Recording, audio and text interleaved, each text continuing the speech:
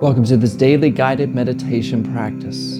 This is the Attentive Mind. My name is Nathan, and I'll be guiding you through this meditation practice today. Find yourself a seated position. The goal with the position, with the posture, is to find something both sturdy and comfortable. You don't want to feel uncomfortable because then your body kind of becomes a distraction during the practice.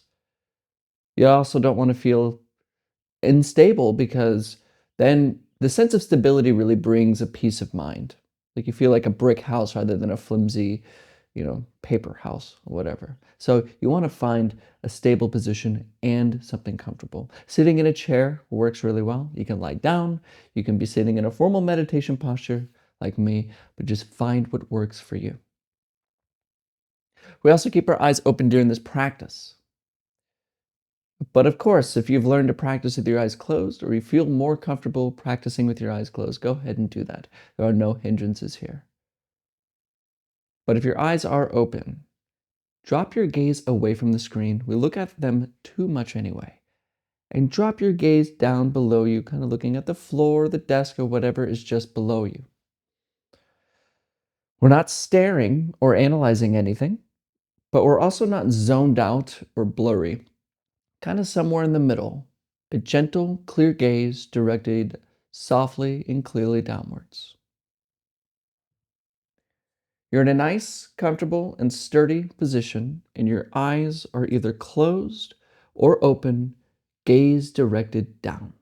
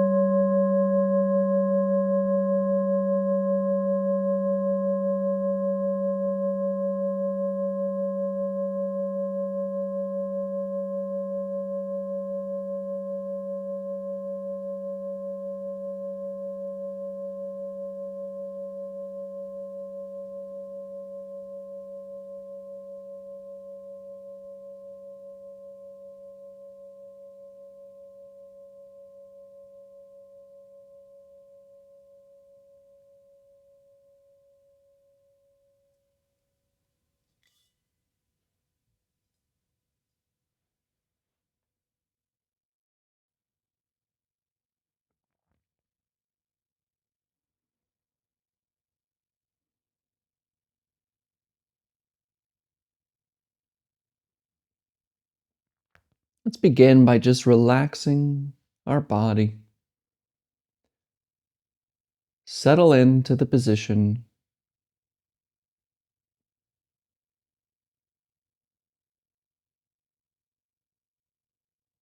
Noticing body sensations, sounds, this moment,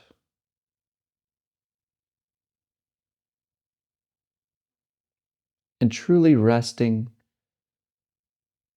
or at least beginning to rest, here and now.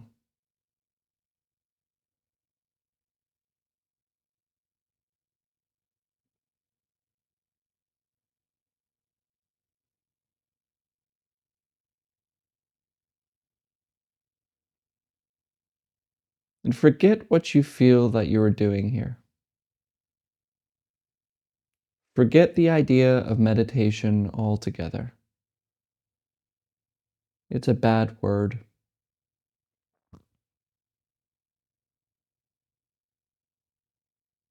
We're just sitting. That's all. There's nowhere to go. There's nothing to do. And there's no one to become.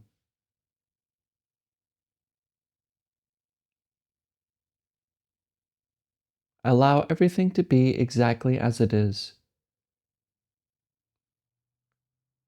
And just completely rest. here and now.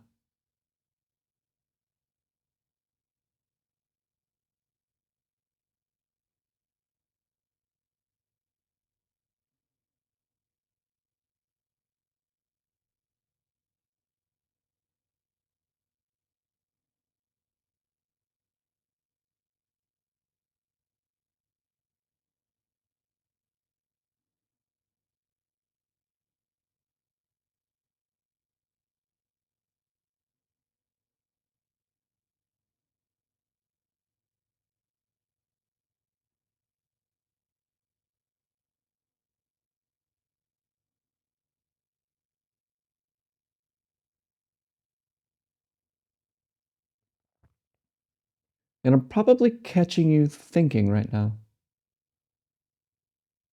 And I've interrupted you talking to yourself in your head. And notice how, when we are thinking, or at least being attentive to our thoughts, it's difficult to be also attentive to this moment, where we always are, where we always have been, and where we always will be.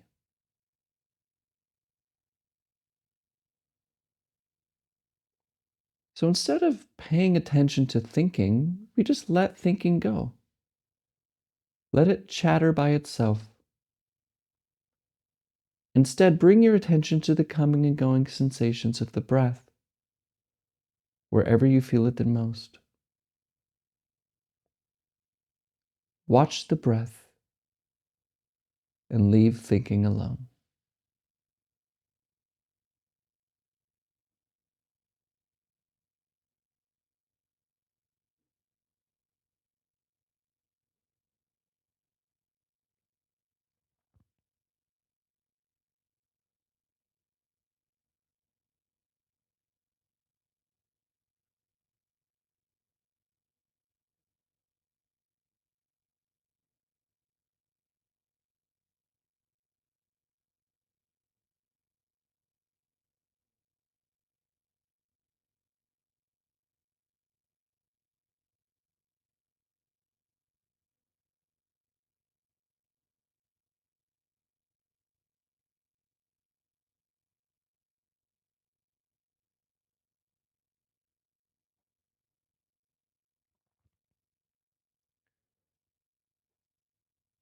Maybe I'm catching you thinking again, and that's okay. It's so easy to pay attention to thoughts because that is our habit. Thinking is reinforced by our culture, and so we rely on it for our sense of well being and security. However, thinking is just words. So when you notice that you're lost in thought, simply return to the breath. Let thinking continue on. Let it keep chattering like noise outside your window. Remain with the breath,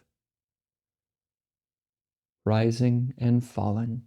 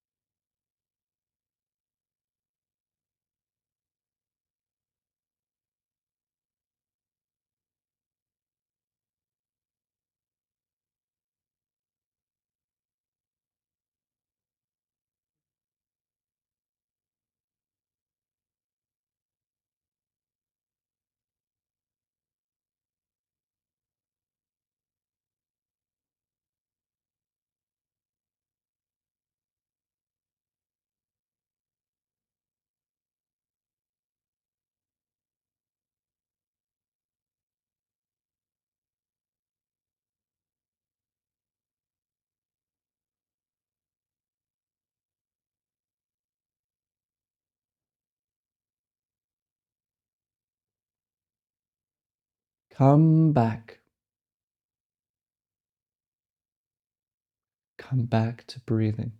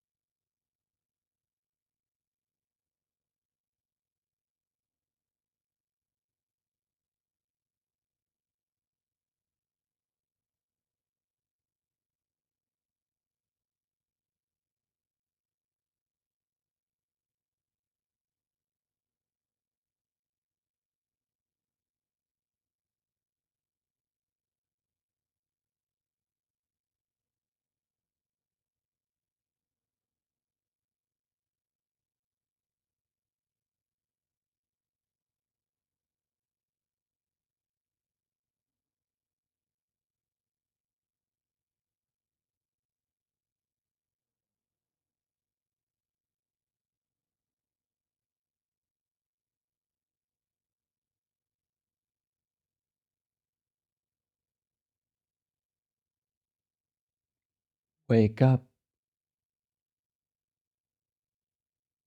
Just wake up from thinking. Return to the breath, rising and falling.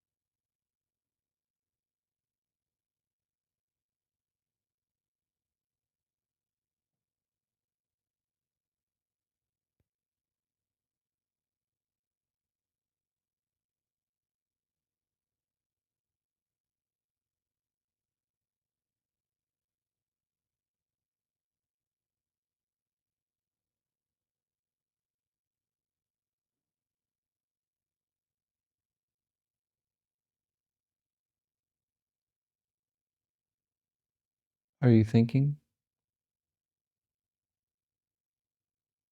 It's okay. It's interesting, though, isn't it?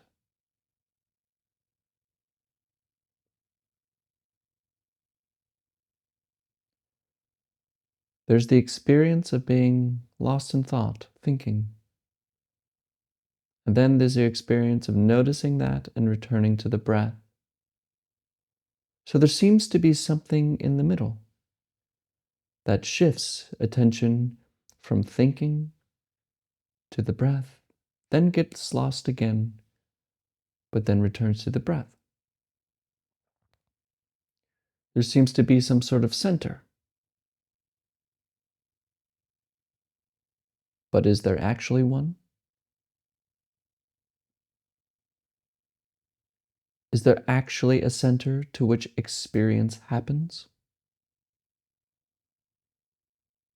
Is there actually a thing that thoughts are talking to? Usually we call this center me or I. But is that real? In the same way you found the breath with attention, move that attention towards you, the me, the seeming center to your experience. What is it?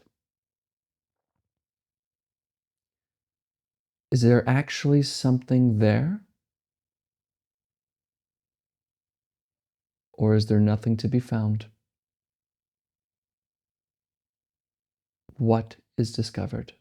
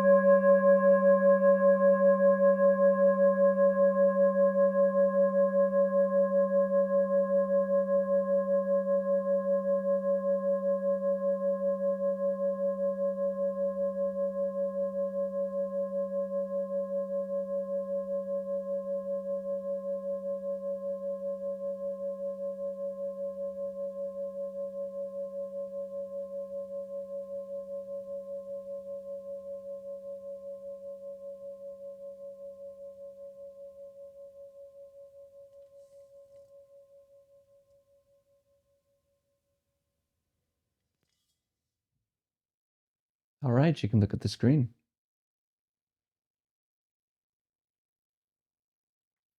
There's it's a big difference between what we're doing here and what you would do, say, in therapy, talking to somebody, or even journaling. We uh, we ask the question in therapy or in journaling, why? So let's say we have I take myself as example all the time, say there's a lot of anxiety going on all the time.